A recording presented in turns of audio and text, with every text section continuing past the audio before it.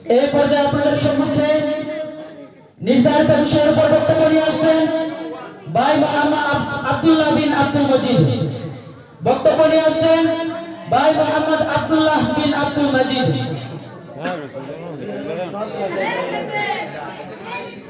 السلام عليكم ورحمة الله وبركاته. حامدا ومصليا ومسلما أما بعد، فأعوذ بالله من الشيطان الرجيم. بسم الله الرحمن الرحيم. قال الله تعالى: إنما جزاء الذين يحاربون الله ورسوله ويسعون في الأرض فسادا أن يقتلوا أو يصلبوا أو تقطع أيديهم وأرجلهم من خلاف أو ينفوا من الأرض، ذلك لهم خزي في الدنيا ولهم في الآخرة عذاب عظيم. وقال النبي صلى الله عليه وسلم: أيما رجل خرج يفرق بين أمتي فاضربوا عنقه، أو كما قال النبي عليه الصلاة والسلام. الحمد لله.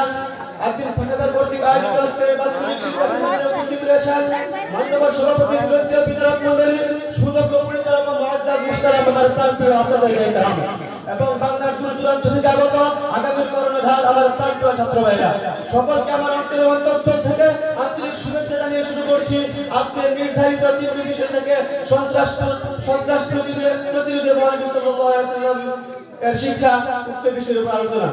প্রিয় উপস্থিতি, আমরা প্রথমেই জেনে নিব সন্ত্রাসের পরিচয়। 1985 সনে পশ্চিম জার্মানি সরকার কর্তৃক সন্ত্রাস শব্দের ব্যাখ্যায় বলা হয়েছে রাজনৈতিক লক্ষ্য হাসিল করার জন্য ধ্বংসাত্মক আক্রমণ করে যারা মানুষের জানমালের ক্ষতি সাধন করে তাদেরকে বলা হয় সন্ত্রাস। প্রিয় উপস্থিতি, সন্ত্রাস ও সন্ত্রাসবাদ হচ্ছে একটি প্রাচীন স্থায়ী সমস্যা। সন্ত্রাস বর্তমান বিশ্বের বহুল আলোচিত একটি সমস্যা। মানব জাতির আগমনের সূচনার মধ্য দিয়ে সন্ত্রাসের পদযাত্রা বর্তমানে তার পরাজয় হয়, তারপর সর্বপ্রথম শিকার হয়েছিল হাবিল। এই সন্ত্রাসের অনিশ্চয়তায় গোটা বিশ্ব যথেষ্ট, কি ধনী কি গরিব কি রাজা কি প্রজা সকলে শঙ্কিত, চাকর নকর মুটি মজুর সকলে আতঙ্কিত। এই পৃথিবীর জান মাল ইজ্জত আবরু সকল কিছু এমন একটি সময়, এমন একটি মুহূর্ত, এমন একটি ভয়াবহ দুর্যোগপূর্ণ অবস্থা অতিবাহিত হয়েছিল বহু যুগ পূর্বে, আজ থেকে প্রায় 1450 বছর পূর্বে। তেমনি একটি পর্যস্তক্ষণ অনুপম ধৈর্য, প্রচন্ড সাহসিকতা এবং জিহাদ ফি সাবিলিল্লাহ তথা সন্ত্রাস দমনের সমস্ত আস্থাপত্র সহ পৃথিবীর বুকে আবির্ভূত হয়েছেন হাবিবে কিবরিয়া হযরত মুহাম্মদ মুস্তাফা সাল্লাল্লাহু আলাইহি ওয়াসাল্লাম। তিনি কঠোর হস্তক্ষেপ করলেন সমস্ত সন্ত্রাসী কার্যকলাপ, সন্ত্রাস প্রতিরোধিতা শিক্ষা এবং কিছু কর্মসূচি এবং কত নিখুঁত আর আলোচনা ছিল তার পরিকল্পনা, তা ভাবলে অবাক হতে হয়। প্রিয় উপস্থিতি, ষষ্ঠ শতকের আরব ছিল পাপের বহিষ্কারের আচ্ছন্ন, বিকৃত সমাজে বিচার করতে কোনো কিছু ছিল না, মূর্খতার জগতে জর্জরিত হয়েছিল গোটা আরব বিশ্ব। এরূপ শ্বাসরুদ্ধকর পরিস্থিতিতে মুক্তি নিঃশ্বাস ফেলার জন্য গুমরে পড়ছিল আরবের হাজার হাজার নির্যাতিত করেছিল আত্মা। তেমনি ঠিক সেই সময় মুহাম্মদ সাল্লাল্লাহু আলাইহি ওয়াসাল্লাম বলিষ্ঠ পর্যায়ে সমমনাদের নিয়ে তিনি সন্ত্রাস মুক্ত সমাজ গড়ার লক্ষ্যে একটি শান্তি সমিতি প্রতিষ্ঠিত করলেন, যার নাম দেওয়া হয় হিজবুল ফুজুর সংগঠন। দুর্বলের উপর সবলের অত্যাচারের প্রতিরোধ এবং দেশের নিয়ম শৃঙ্খলা রক্ষার সাথে চেষ্টা এবং অসহায় নিষ্ঠ মানুষের সেবা করা এবং সন্ত্রাস প্রতিরোধ করা ছিল সেই সংগঠনের একমাত্র উদ্দেশ্য। প্রিয় উপস্থিতি, শুধু তাই নয়, মুহাম্মদ সাল্লাল্লাহু আলাইহি ওয়াসাল্লাম মক্কাবাসী রক্ষার্থে প্রতিষ্ঠিত মদিনায় গেলেন, তখন তিনি সন্ত্রাস মুক্ত সমাজ গড়ার জন্য তিনি একটি ঐতিহাসিক চুক্তি সম্পাদন করেছিলেন, যাকে ইতিহাসের মধ্যে মদিনার সনদ নামে বলা হয়।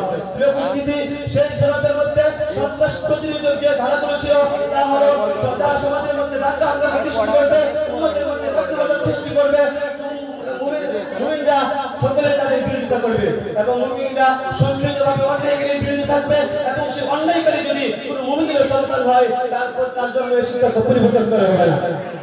এভাবে নবী সাল্লাল্লাহু আলাইহি ওয়াসাল্লাম তার সমগ্র মাদানী জীবনে দেশি বিদেশি সন্ত্রাসী সমস্ত দেশি বিদেশি সন্ত্রাসী গোষ্ঠীগুলোর হাত থেকে সমগ্র মদিনাবাসী এবং পরবর্তীকালে গোটা আরব বিশ্বকে সন্ত্রাস মুক্ত করে এবং সন্ত্রাস প্রতিরোধে বিশ্ববাসীর সামনে এক উজ্জ্বল দৃষ্টান্ত রেখে গিয়েছিলেন। প্রিয় উপস্থিতি, শুধু তাই নয়, নবী সাল্লাল্লাহু আলাইহি ওয়াসাল্লাম সন্ত্রাস প্রতিরোধের মধ্যে একটি অন্যতম সমস্যা হলো অর্থনৈতিক সমস্যা। তাই উম্মতে মুহাম্মাদীকে যেন অন্যায় কথা পরিবর্তনের কারণে বিখ্যাতদের হাতে হানি হয়, সেজন্য নবী সাল্লাল্লাহু আলাইহি ওয়াসাল্লাম প্রত্যেক ধর্মান্তরের উপর গরিবদের জন্য জাকাত ও সদকা অত্যাবশ্যক করে তিনি এই সন্ত্রাসের প্রতিরোধ করেছিলেন। প্রিয় উপস্থিতি, সর্বশেষ বলতে চাই, রাসূলুল্লাহ হাদিসের মধ্যে বলেন, আইয়ুমা রাজুলুন খারাজা ইউকারিবু বাইনা উম্মতি ফাসরিবু উনুকা, অর্থাৎ যারা খলিফাদের বিরুদ্ধে বিদ্রোহ করবে এবং উম্মতে মুহাম্মাদের মধ্যে ফিতনা সৃষ্টি করবে তাদেরকে কতল করে দাও। এর দ্বারা স্পষ্ট বোঝা যায় যারা বর্তমান জামানার মধ্যে ফিতনা সৃষ্টি করছে, সমাজের মধ্যে ফিতনা সৃষ্টি করছে, করছে, রাস্তাঘাটে মাদকদ্রব্যকে নিচে নিয়ে খেলা করছে এবং টঙ্গীর ময়দানে গভীর রাতে ওলামায়ে কেরাম এবং ছাত্র জনতার উপর গভীরভাবে আক্রমণ করছে। তারা শুধু সন্ত্রাসী নয়, তারা হচ্ছে সন্ত্রাসের গডফাদার। এই জন্য আমাদের নবীর শিক্ষা প্রদর্শন করতে হবে। নবীর শিক্ষা অনুযায়ী প্রত্যেকটা প্রতি পাড়া মহল্লায় ফুলফুল পুজো সংগঠন রয়েছে, সংগঠন করতে হবে। আল্লাহ রব্বুল আলামিন যেটাকে বলে মুক্ত কথা বলে আমরা তৌফিক দান করুন। আসসালামু আলাইকুম ওয়া রাহমাতুল্লাহ।